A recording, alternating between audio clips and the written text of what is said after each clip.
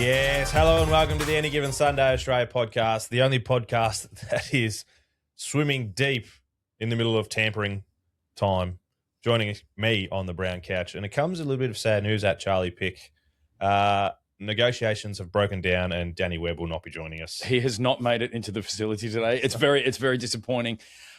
We thought we'd agreed to terms, but he didn't pass the medical. And different podcasts have different standards with their medicals.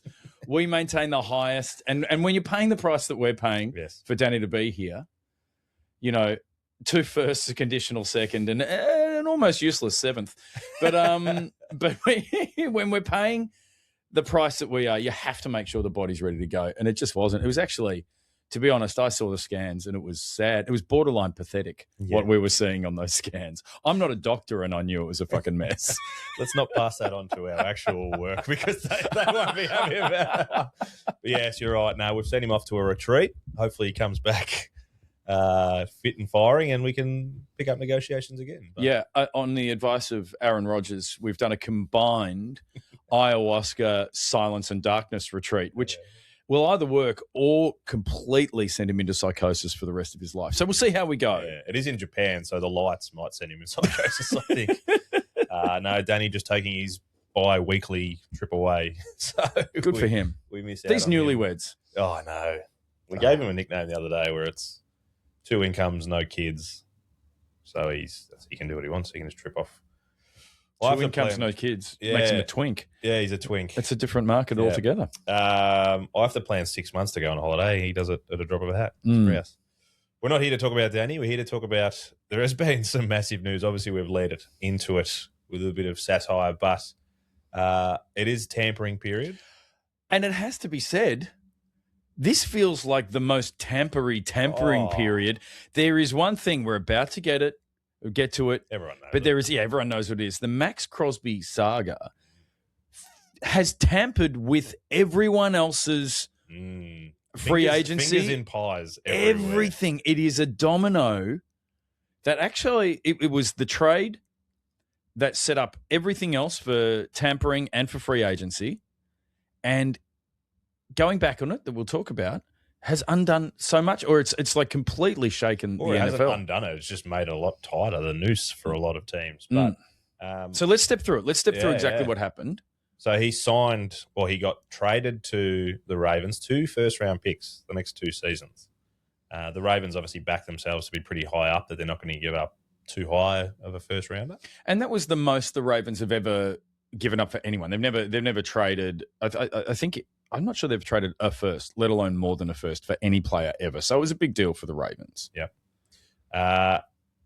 And was it a day or 2 later? They obviously went down the facility. I think there was photos of him in the facility. And then he definitely posted photos from the hotel room in Baltimore overlooking the water going, like, this is my new home vibes. Yeah, sent out the Raiders, I'm a Raider for life, but obviously just, I'll be back, sign the 1-day contract kind of thing. But for the moment, my life is in Baltimore. And then, again, wake up, for us in Australia, wake up the next day and shit's hit the fan. So the Ravens doctors said that he didn't pass the physical. He's, of course, coming off is it an ACL and a meniscus tear, I think? Yeah. Last season. An injury that he wanted to try to play through last year. Had to be talked out of being on the field. Yeah. It was more of a cleanup, wasn't it? He didn't tear it. Yeah, it's up for debate. Yeah, well, he was shooting hoops. There's video of him shooting hoops. Must have been all shoulders, like not a lot of legs in there. And just like that, the deal is off. He's sent back to the Raiders. The Raiders, in the meantime, had, I don't have the numbers, possibly spent more in free agency than anyone in history, because all of a sudden they've got this extra cap space. And they've got 2 first-round picks. They are thinking, we are in a much better position than we thought we would be heading into the draft. They absolutely went shopping. They got the checkbook out for a Raiders player. They picked up a centre, Tyler Linderbaum, highest paid centre in the history of the game now. Yeah, was it 3 years, 87 or something? Yeah, 27 a year. Reset the market for centres. Very glad the Bills signed Connor McGovern before that one happened. Definitely saved us some cap space. And so the Ravens have lost their centre, who's gone to the Raiders. the Raiders went shopping, and all of a sudden, Crosby's back. How many of those deals would have gone down if the Raiders didn't think they had these 2 first-round picks and they'd offloaded the cap space of Crosby? They're in a unique position where I think if they had to, they can keep Crosby. They've actually got enough cap space at this point they could keep him on the books if they have to. But then the complicating factor is the Raiders. Like a lot of people saying, what are you doing? And a medical's a medical, but I'm sure in the NFL you can make a medical say whatever you want it to say. The doctors work for you after all. And they then signed Trey Hendrickson. And the Trey Hendrickson market was interesting too, because after Maxx Crosby was off the table, everyone thought Trey was going to get the bag. But the word around the place is the offers that were coming in for Trey were 10 million below his expectation. So he was expecting 33 and he was getting 23. And the Ravens sensed an opportunity and they went in and offered more than what everyone else was offering. I know the Bills were in that negotiation. The Colts, I think, were also in the mix there. Dallas, and Dallas Cowboys, who were in on Crosby but didn't want to do the 2 firsts. So they go, do you know what? We can keep our 2 first-round picks and we can outbid everyone else here. Yeah, they went in 26 a year or something for Trey Hendrickson. And they think, well, we've got our edge rusher. He knows how to hit the quarterback. We saved ourselves two first-round picks. They seem to be in a good situation. However, no one in the league wants to deal with Baltimore anymore because you can't trust them. That's a massive issue. Also, what I will say is Maxx Crosby, like Trey Hendrickson is a great player. There are some people who prefer him as an edge rusher to Crosby, but he is no good at stopping the run, and Crosby is. So they still have that problem there. They still need to have something more in their D-line that can stop the run. They now don't have a center, and the market has been reset and is expensive to get a center. So one of those first-round picks, they might have to go on an interior offensive lineman. Also, they can train up to be center. People think, like, rated 1, 2, 3 best in the league. Like, he's not just a center. Like, no, they had the best or second best. Creed Humphrey is the other right up there. Truly great center going around these days. So arguably second best in the league. They had it, now lost it. They also lost Isaiah Likely. So they got a hole at tight end. And so what was like the big debate is, and I say to you, did the Ravens win this fiasco or lose this fiasco? All the research I did for this, a lot of people saying win. Maybe the knee is not as good as what, Max and the Raiders are trying to say. Maybe they do employ people to say it's no good. Maybe we should think about this. 2 firsts is a lot to give up for something that maybe he's not going to be right this year. Maybe the Raiders knew this, and only time will tell with that. If he's on the field week 1 and has a blinder, then you're going, well. Hey, are you suggesting that the Raiders knew that he would be no good this year and traded him anyway? Are you saying we cannot trust an organization whose symbol is a pirate with an eye patch and a skull and crossbones? I wouldn't suggest such a thing. Not even the symbol, the owner. I don't trust him. Right. The man with the bowl cut. Yeah. I don't know. There's obviously a lot that we don't see. There's a lot of blind faith with these kind of things. And shit, maybe the Ravens said, you know what? No, we're not going to be just walked all over. And yeah, it's so interesting though, because you're right. They have a bit of a bad name, and this is only getting worse now. The Ravens, it's happened in the past. There was a 2020, I think it's Tyler Brockers, I think his name was, traded pretty much exact same. Traded from the Rams to the Ravens, had an ankle injury. They said, no, we're not sending. We don't want him. And it was kind of it was around the COVID time too, so that was a bit iffy. And then even this year, J. Alexander, they brought him in. Again, Packers knew about the injuries. It was very well known. They thought they'd get him right.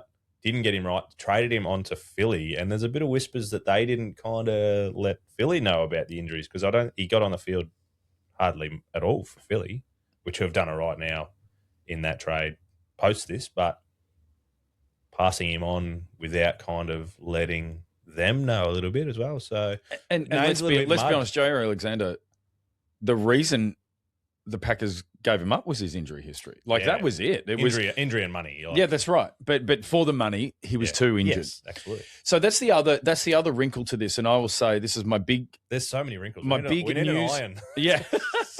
But my big news story of the upcoming NFL season is this. This will be the big controversial, dominate the news cycle at some point this season. And I do not wish ill or injury on any player ever.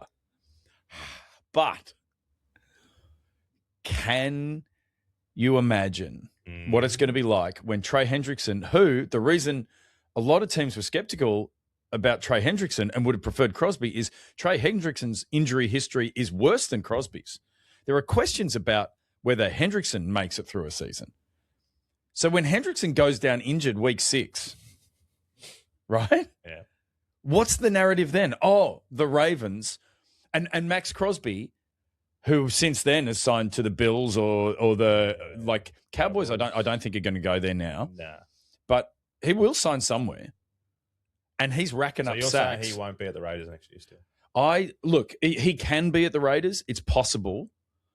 I still think that the Raiders understand he's a luxury they can't afford.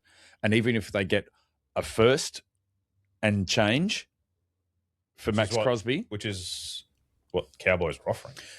Cowboys are offering a first, a late round pick, and a player. They weren't willing to go to 2 firsts, showing a level of restraint the Cowboys are not famous for. No. But he will go somewhere and I know the Bills have definitely been looking at it. So if he is racking up sacks and stuffing the run somewhere and Hendrickson goes down injured, the narrative around the Ravens the stink on them is going to be huge, particularly with a new coach. If things aren't clicking straight away, there'll be a lot of what's wrong with the Ravens talk this year. I reckon they'll be really selling that we've got 2 firsts in our back pocket still, unless they've uploaded them, obviously. For you say that like they found them on the street. They're just their firsts. They're just their picks. They had them to begin with. They've still got them. Yeah, but they might have just spent overspent on a previously injured edge rusher. Currently still. And lost the center. You know, I'm just saying what they would. This is, I reckon, what they're going to lean on. I agree. Yeah. I agree with you. I just feel a lot of egg on their face how this plays out. Everyone's saying the Ravens have won, but are winning. I just feel like this has got a few more wrinkles left in this story, and it goes like even to the facts where the Raiders have now shipped off Geno. And there's talks of, I think, Kirk Cousins maybe coming into the building. This is all just boots on the ground, kind of throwing out mud against the wall. For Mendoza coming in, Kirk, he can sit in front of him if he knows the role then. I think it's a bit easier on Kirk if he knows you are a stopgap. You are there we're going to pay you. Like he'll get paid, still get paid. No one has had more guaranteed money in their career than Kirk Cousins. He'll still get paid. But he'll still get paid. If he knows you're there to facilitate Mendoza coming through, I feel like that's a better role for him instead of thinking you're going for the number 1. That's right. Although, having watched the quarterback series, he still wants it. And getting to know him, there's nothing in the DNA of Kirk Cousins that says, "Oh, I'm training up the apprentice to take over the job." He will always want to be the starting quarterback, and you have a look. He will want to be the guy with the ball in his hands with 2 minutes on the clock and the game on the line. Yeah. It's in his DNA. He has worked so hard. You saw all the notebooks in the documentaries and all of that. And he's negotiated great deals and done well for himself doing it. He's had a wonderful career. I think he will want to be the starting quarterback for a season if he goes to the Raiders. And I think he wants to make them competitive.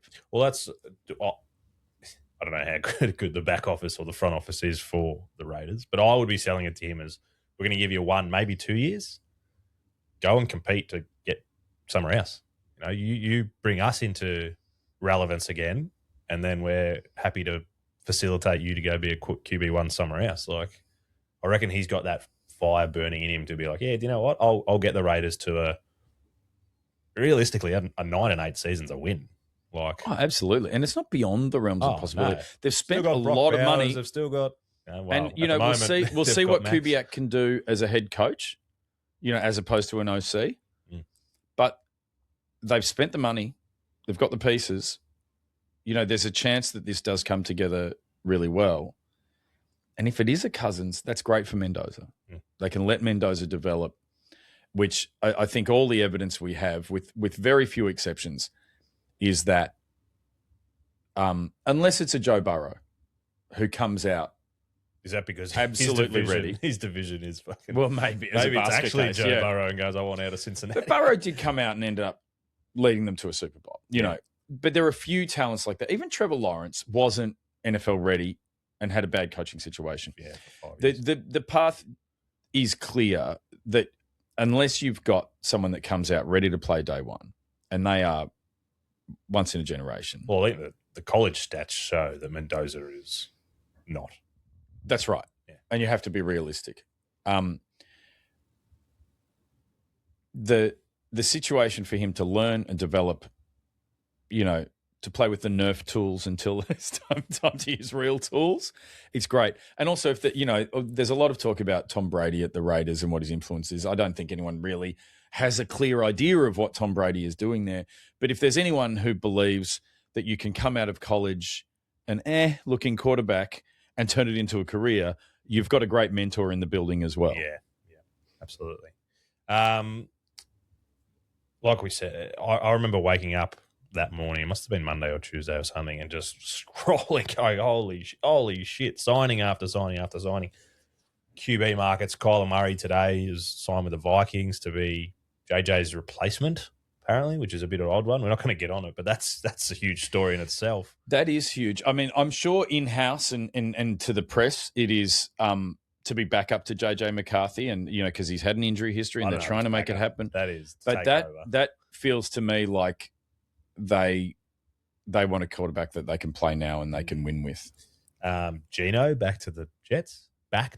Began at the Jets, now back there. You would hope it's a very different experience this time around for Geno at the Jets. But we've seen so many quarterbacks leave the Jets and go and be good. So hopefully he can come back and do well. I've got a soft spot for Geno. I really like him. I kind of like this. Yeah, with Harbaugh as well. I like it. And I think it's interesting. I think there's a chance, like he's got Garrett Wilson's a great receiver for him to be throwing to. He loves a deep ball, Geno. He loves to air one out. You know, running back still there. Brees Hall's been tagged. Okay, so he's still there. So he's still there, and Braylon Allen will be coming back from injury. So, like, there should be a decent run game going on there. Just feel like he can get back to, was it the Seahawks 2 years ago or 3 years ago, where he was really on top of his game. And I reckon Harbaugh, I just like that combination for some reason. Yeah. When I heard it, I was like, you know what? I don't hate this trade or signing. Yeah, it's going to be interesting, and we'll I think there's potential there for that to go well for Geno after a really tough time at the Raiders. Yeah, but a tough time for a lot of reasons that weren't necessarily his fault. He wasn't a good fit, and it didn't go well. He's gone from a semi-bad organisation to a terrible one, though. So that's right. Back to it, though, so he knows what he's in for. But I've come up with 3 trades or signings that have happened over the past few days, which I feel like are probably top 3. Mm-hmm. And I want your opinion on it. First one, Mike Evans, 3 years, $60 million to San Fran instead of, and he openly said, San Fran over Bills. Yeah. The Bills would have liked Mike Evans. Yeah. DJ Moore, though, that's another one that's come through. That's a good. Sorry, DJ Moore. DJ Moore. I will say, and I'm not popular amongst Bills Mafia on this, I prefer DJ Moore than Mike Evans. Yeah. Because I think he is, the difference in age is important. There's a chance that he has a longer run. Injuries as well. Yeah. DJ Moore has missed almost no time. Like, he has missed almost no games. Like, he's not an injury prone player. Mike Evans coming back from injury. And is an age where if it turns out late this season he starts to fade, or, you know, like he starts to break down, you wouldn't be shocked. That's why I was a bit surprised on the 3 years.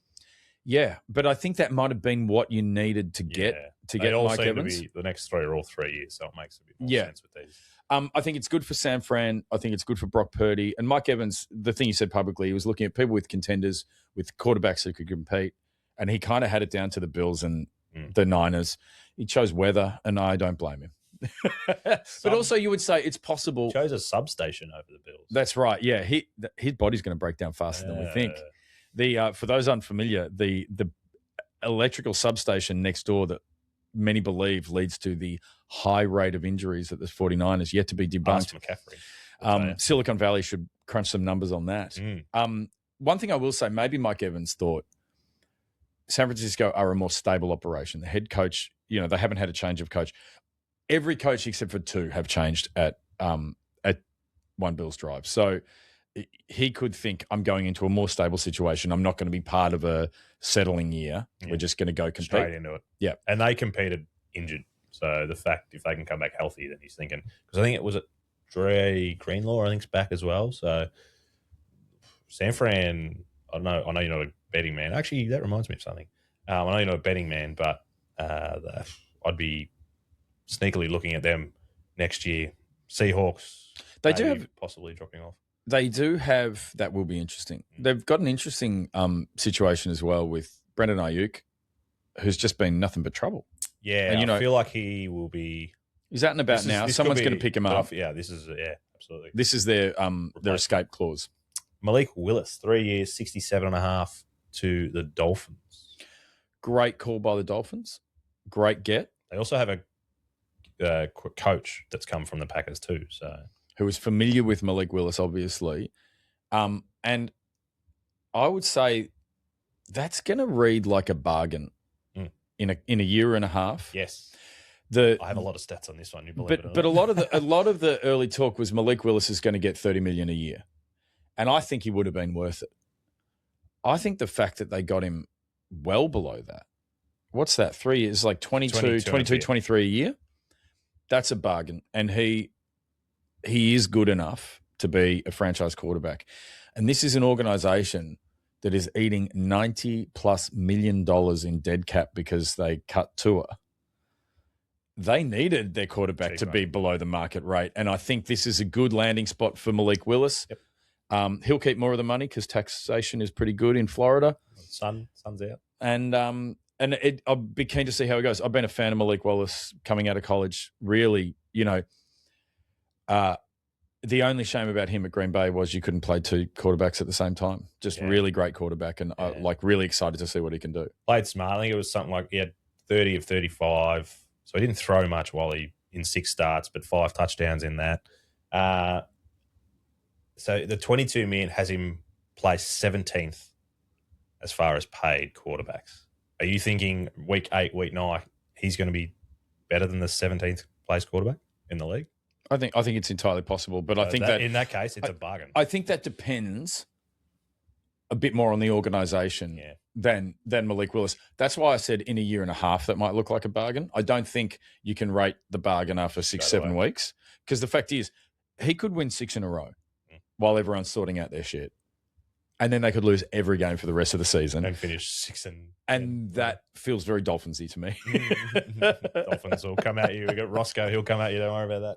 And at least we can move on from the two-anon conspiracy theorists who would tell us that he wasn't injury-prone and is the greatest living quarterback alive. Is there a substation down there, mate? No, I'm not sure. It's like he wasn't injury-prone. He was fucking diving headfirst into people's knees. That was his problem. Do you remember? I tell you what, I'm just happy to move on from the off-season narrative of Tua Tagovailoa has been doing jiu-jitsu over the break so he can learn how to fall and not hit his head. And that was the dumbest off-season narrative to be fair, I don't think he got knocked out this year. Did he? I don't think he did. No. Was Maybe he he's onto something. But do you remember he came back and there was once when the last concussion he had, it was against the Bills and he ran. Was that the one who was stiff? Both of them were, but this was their next one that wasn't the fighting pose, the fencing pose. But he ran and he went head first, and you could actually see the Bills players trying to not tackle him to the ground. And it's like they were almost like, dude, what are you doing? Are Like you an idiot? we have to tackle you, but please Stop. don't get concussed. And he did anyway. Yeah. Like, and it's a shame. Like, not a strong arm, but he was precise, He was great very accurate. processing. We'll see. Ask Tyreek. What he said does. He was the best, most accurate quarterback he ever played with. Yeah. Last one we kind of alluded to, the Seahawks going backwards. Kenneth Walker signing 3 years, $43 million to the Chiefs. Chiefs somehow still bringing players in. I said a couple of times now, Mahomes will be a pocket passer. This helps it. Oh, absolutely. It's what they want. And this is, look, the Chiefs, this is a great decision. I think the money is exactly where it should be. Kenneth Walker was a game changer. He was a game winner a number of times. He was a difference maker, which they need at the running back position. At the same time, that's not the game plan for Andy Reid. And there was a lot of talk that they've got a higher draft pick than they've had in a long time. Are they going to take the next superstar running back in the draft? And instead, they've picked up a proven commodity. They still have this high draft pick that they can use. And all that Andy Reid needs is to have a running game that you have to account for so that Mahomes can throw it around and hit the worthies and whoever the fuck else is going to be receiving for the Chiefs. Kelsey's coming back. Kelsey is coming back. I think this actually, I know you've still been a bit dicey. I think this helps him. Like, they've had good running backs over the time. Pacheco, good, solid, but just can't stay on the park and can't be consistent. If he can, which he's shown, Super Bowl MVP, if he can stay healthy on the park, Kenneth Walker can be top 5 in the league. Like, and that's just, it's going to open up. Like you said, they have to account for it. They can't just go, let's couple in the box and double team who we need to. But and at a time when the Chiefs, who knows what this season's vulnerable. Who knows what this season's going to be like? But you've got Mahomes coming back from injury. If he can hand it off to someone who knows, really knows how to get it done, then it's going to help them a lot. Yeah. And maybe late in the season, we start to see the Chiefs looking good again, which nobody wants. Yes. Especially you. Yeah. Do not want that. So just reminding me before, we've had a question on Spotify, of all places, come through. It's from Wayno, my old man. And I feel like he's expecting me to lose a few of these. He said, I know, Charlie, you're a burger bet man. What is your favourite place to get a burger from? I don't know if he's trying to set me up to say that I'm losing a lot of these bets that I'm going to have to pay out where you get your burgers. I don't know. I think we're pretty even on the burger bets at this stage. We throw out a lot. But where is my favourite place to get a burger? If you're winning your burger bet, where are you getting a burger from? That's an interesting call. I really like it's a place called Boy & Co., who does a very simple burger that I really like. Shout out. And who's the other one that's like Betty's. Yeah, Betty's is on my list too. Betty's does a great burger. And ribs and burgers. I really like Yeah. ribs and burgers too. Oh, ribs and burgers is great. But if any of those organisations are listening and would like to sponsor our podcast, They will be. I think the Betty's Burgers Burger Bets. Oh, it's got a ring to it. doesn't Betty's it? Burgers Burger Bets. Oh, yeah. And that they can sponsor the competition for the season. We do actually have to go back and keep better track of our burger We do bets. have to, yeah. But this season, we got to make a whole bunch of burger bets before the season starts.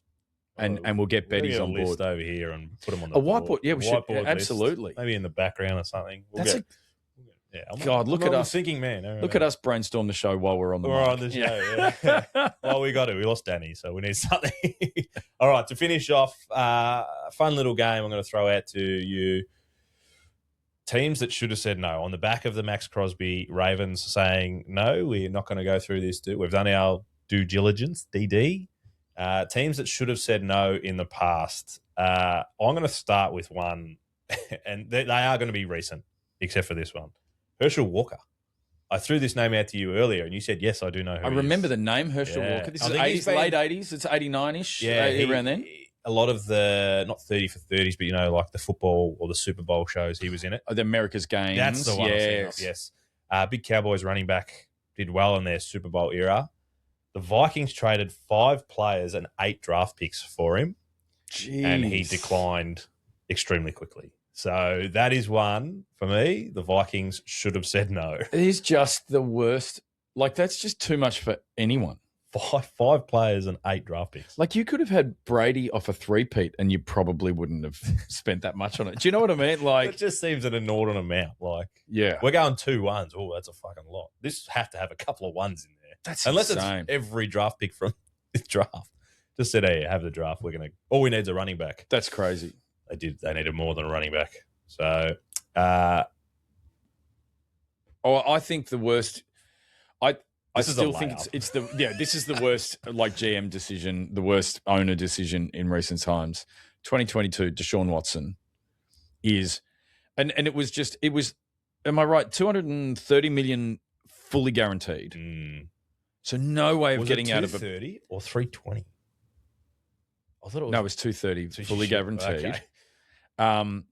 But they also traded first round picks, wasn't it? It was multiple. It was like 2 or 3 first round picks, and then spent guaranteed 230 million on a guy who hadn't played a snap of football for over a season, and had things gone lingering through over his head, like civil actions that were live, and a criminal investigation, and behavior broadly acknowledged to be criminal behavior, and you welcomed it into the building. And I cannot believe it has not gone well.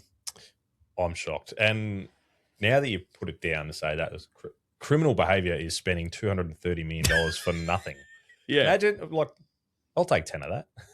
We could do something with it. $230 million, hasn't played a couple of weeks and then hasn't come back. Yeah. All of a sudden, literally sinking nothing. 90 million on dead cap on tour looks good, because at least you made it to a couple of playoffs. That's it. You didn't play in them, but you got to a couple of playoffs. Also, just had head injuries, not head problems. That's right. My one, 2022, also Russell Wilson to the Broncos. They gave up 2 firsts, 2 seconds, and players to Seattle. And paid him the bag. And that's it. Worse off, shipped him off and was still paying $50 million.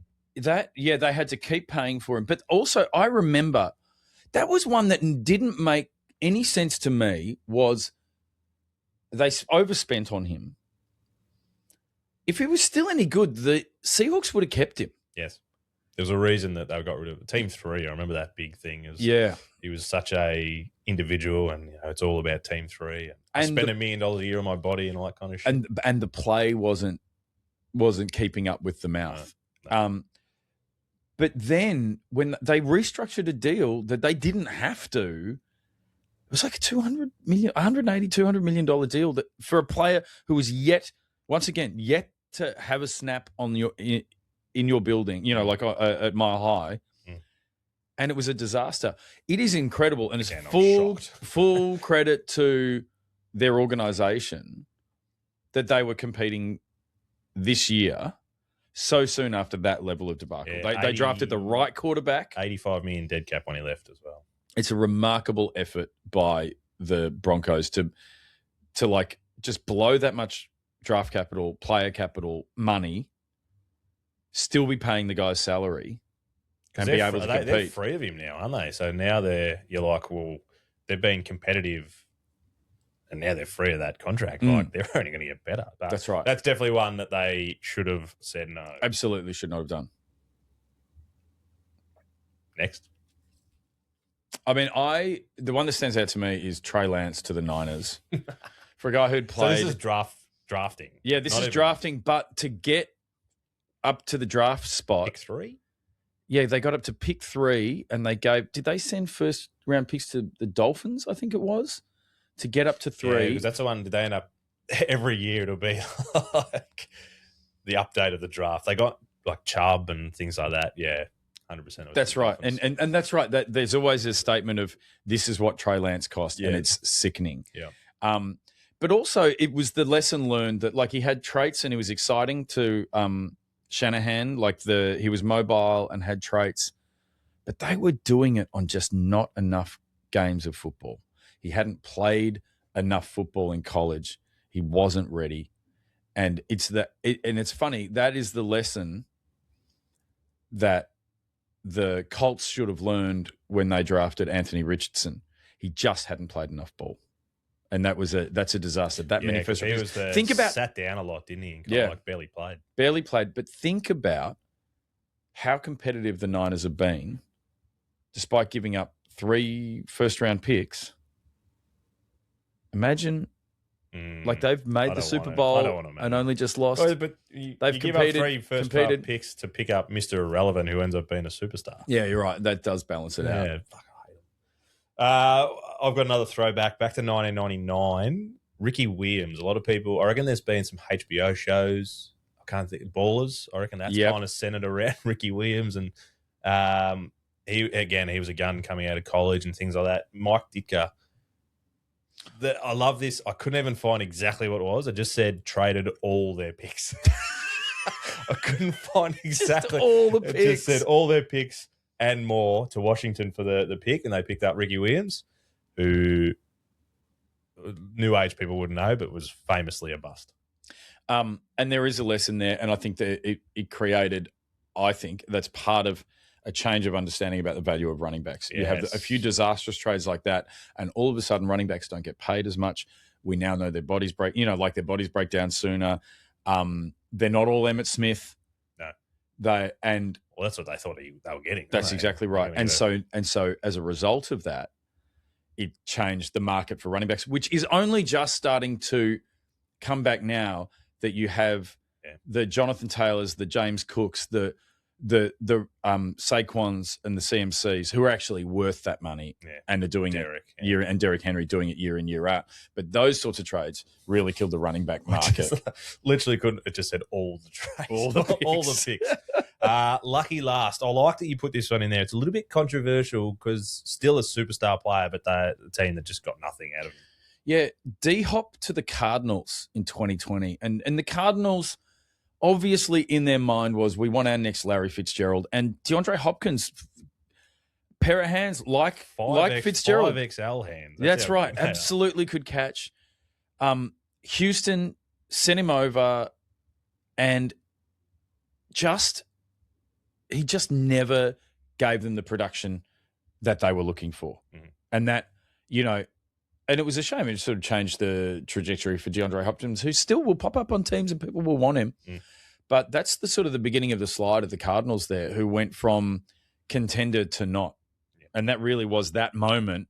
That was the sliding doors moment for them, that they stopped being a genuine contender and became a team that could compete but always find a way to lose, which is not what you want from your franchise. Jaws of victory. That's exactly right.